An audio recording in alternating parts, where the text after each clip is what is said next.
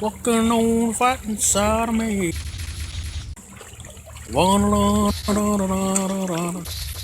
It don't. It don't go down. No, it don't. Oh! It's been 200 years since the bombs dropped and changed the world, and it's up to me to save it. But that's not me. That is not me either.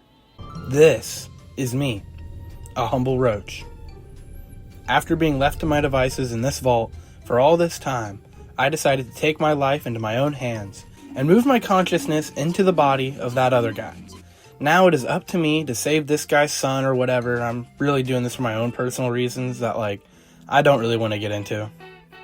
Assuming this man's body, I make my way out of the vault, sparing my brethren who no longer recognize me in this disgusting form, and once I've grabbed the Pip-Boy, I can leave the vault, changing this man's name to Radroach and taking 4 in all stats. Once outside, I gaze upon the world I haven't seen in ages, and quickly grab a magical potion that will allow me to return to my roach form. I completely absorb my host's life and greet his old robot, who doesn't seem to notice anything different. My God, they did it. Those bastards really did it. Everything's dead. Then we buy into his delusions and search Sanctuary, where we get our first taste of combat, which is extremely janky. The attacks with my right trigger seem to be completely random, one where I fly and do no damage, or the other where I stay on the ground and actually land a decent hit. I try VATS, but it follows the no damage trend. Thankfully, I had no plan at all going into this, so I at least get to save some time by not building shelves at all.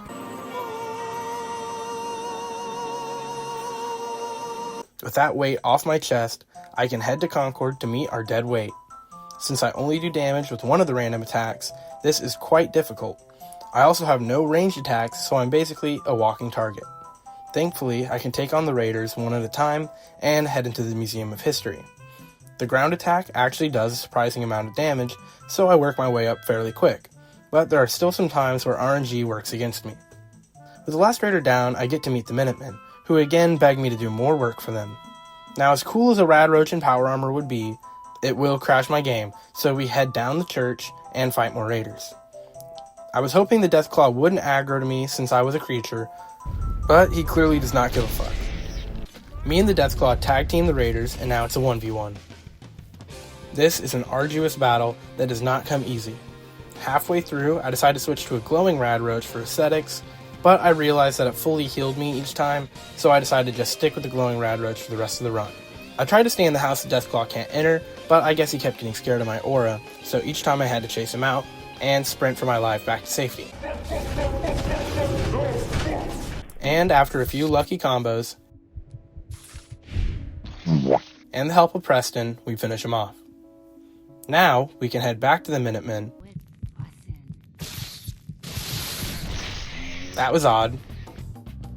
This time, I keep my distance and get the appreciation I deserve.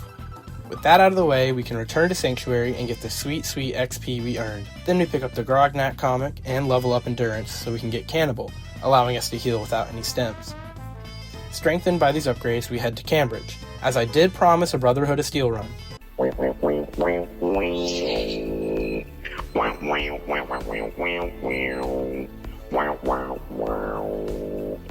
Consumed by Jank, I'm not very much help here, but after being carried by Dance, we can beat the feral ghouls. What's your business here? Pest exterminator. I heard you had a feral problem.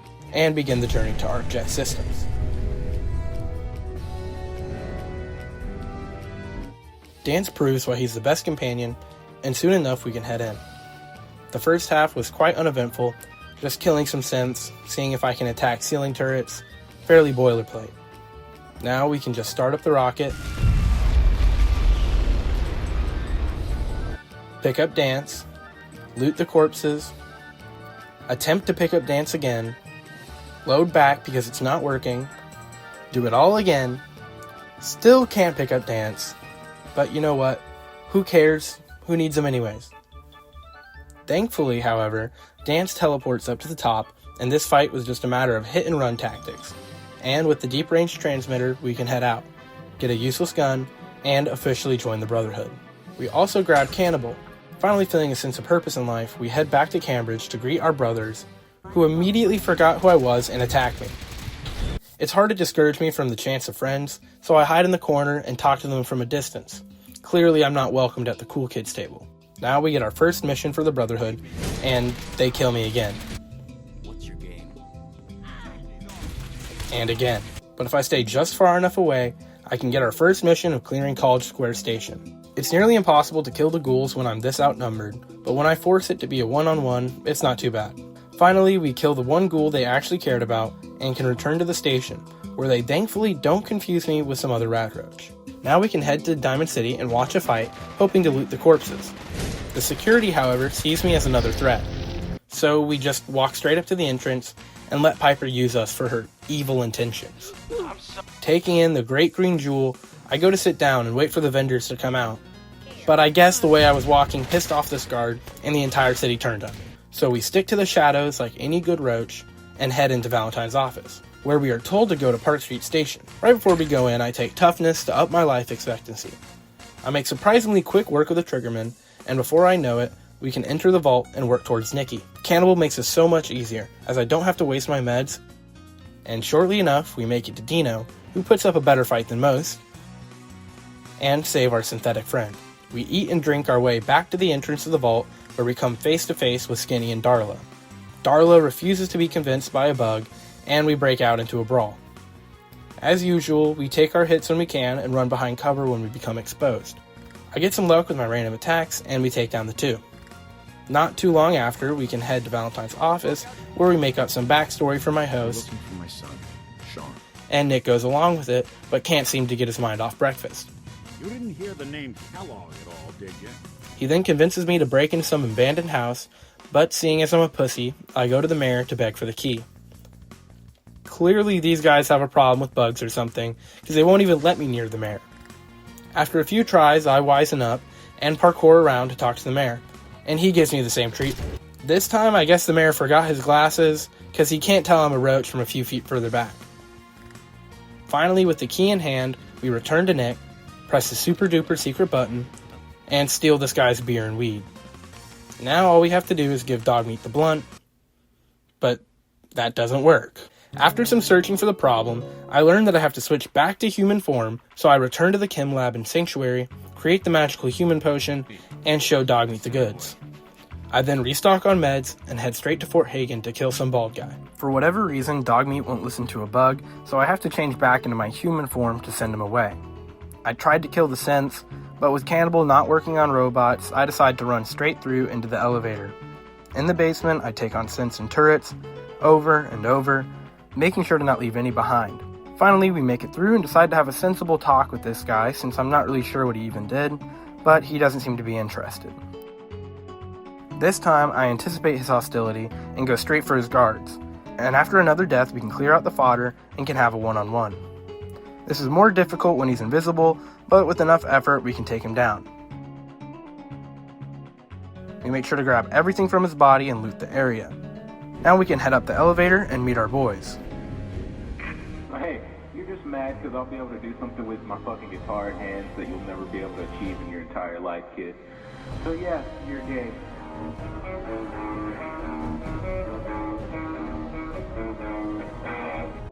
With that, we can return to Valentine, who sends us to New London. Let me just say, I like to get close and personal with a razor-sharp object. We then meet up with Amari and can head into that feller's memories. Oh, hey, I'm just about to go to bed. I know we couldn't Skype tonight, but that's alright. Good night, girl. I'll see you tomorrow. After sprinting through, we make it to the one memory we need, where something unexplainable happens. Thankfully, the memory still plays out correctly, and I can leave. Amari talks about a little green ghoul in the glowing sea, and with that information, we have to use Metal Gear Solid level stealth to leave New London. But first, we head to the North Church to mark it on our map. On our way to the glowing sea, we have a run-in with the native wildlife, but thankfully around this point, I realize that I have a second attack. If I press right bumper, then I can do a flying attack that actually does damage.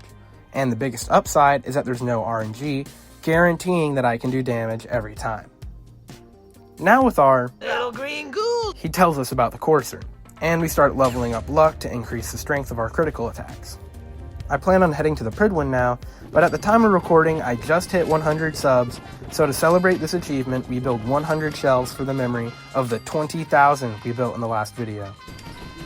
With a shelf for each subscriber, we head back to Cambridge Police Station, and after some very carefully maneuvering, we board the Vertibird, which my model does not seem to be a fan of.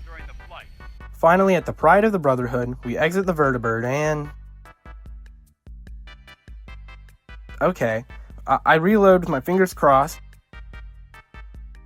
and for some reason this time, despite the jank, it works. We meet Lancer Captain Kells, and after, I find out that I somehow do damage to NPCs when I walk next to them. This most likely explains the random executions. I keep my distance and head to the Elder's speech, who joins the growing list of bug haters. This time I segregate myself to the back and watch from a distance. Finally alone with the Elder, he once again kills me, so I have to stay back, and then he sends me off to meet the various department heads.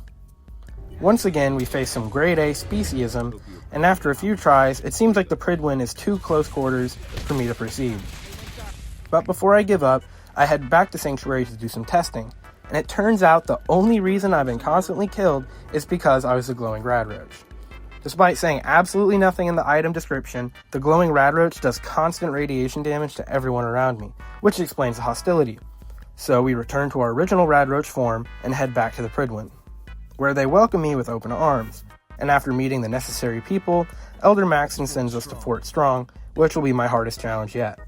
Since we can't use the Vertibird's minigun, I take the plunge and head straight to the fort, which does not bode well for me. I have to pull the super mutants away, and slowly but surely take them down one at a time, and after plenty of deaths, I can go to take on the Behemoth, who destroys me in one hit. I decide that hit and run tactics will work again, but the minuscule amount of damage I can do pales in comparison to his one-hit hammer and the crippling rock throws. I spent a lot of time hitting him 1 or 2 times and running to cover, until finally, this happened.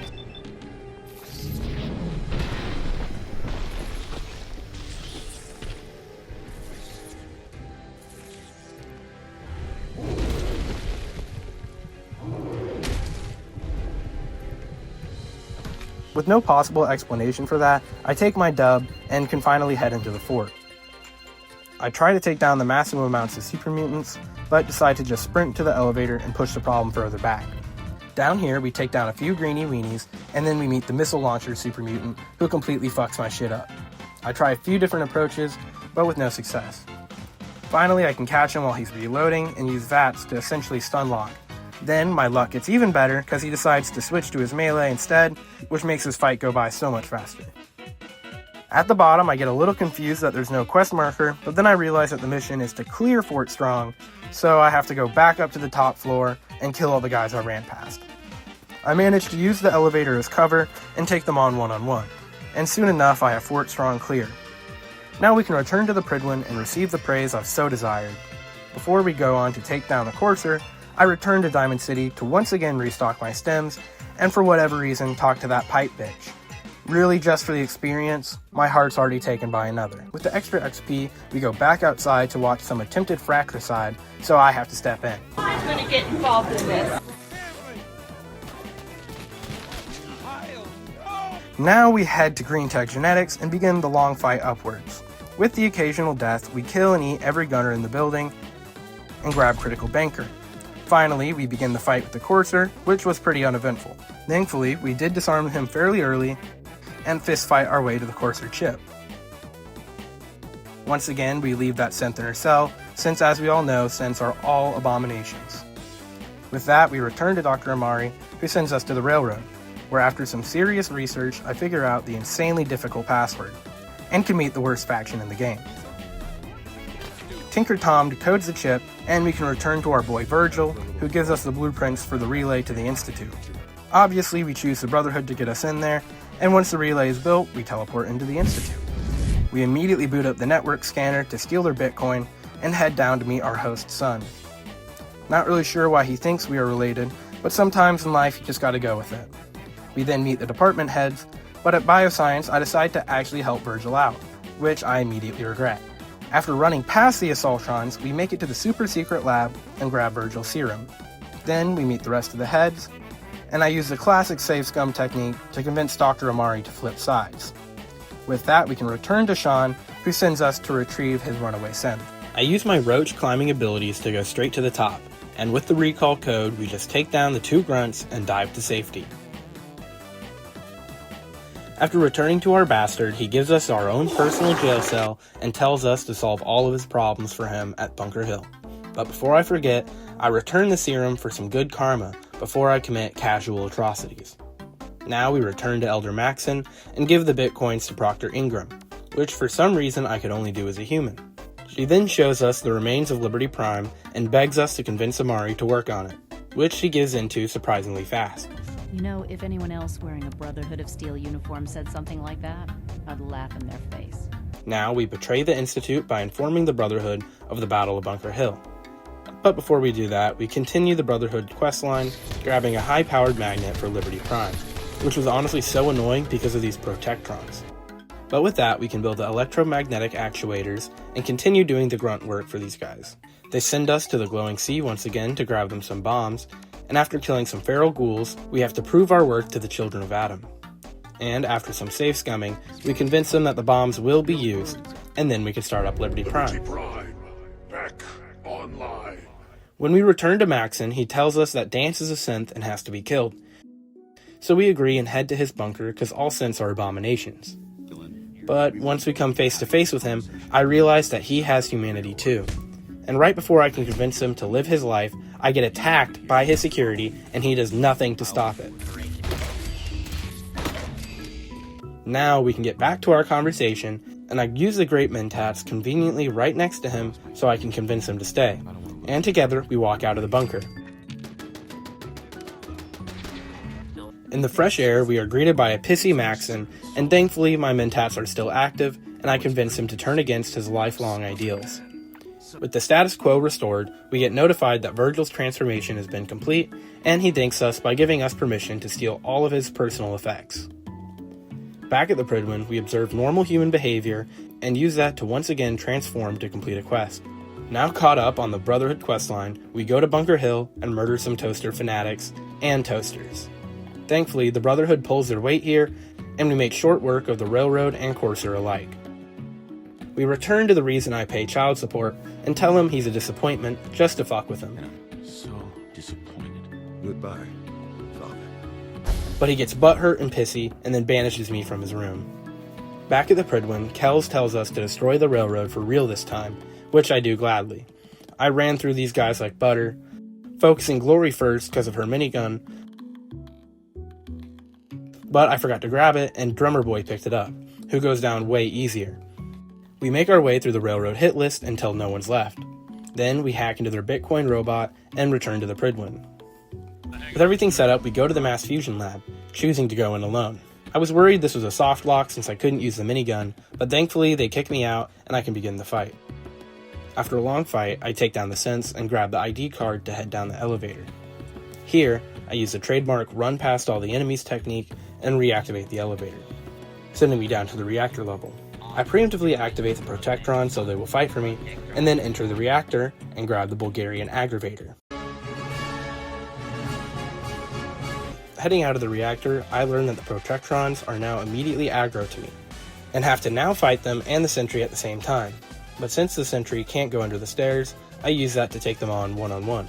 The sentry bot proves to be quite the asshole, and it takes most of my stems in the process of taking it down.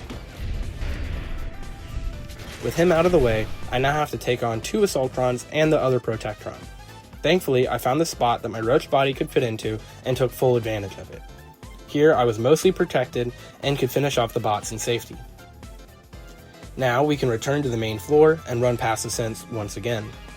Then, we get the pleasure of installing the Palladium Excavator into Liberty Prime, who begins the march to the Institute.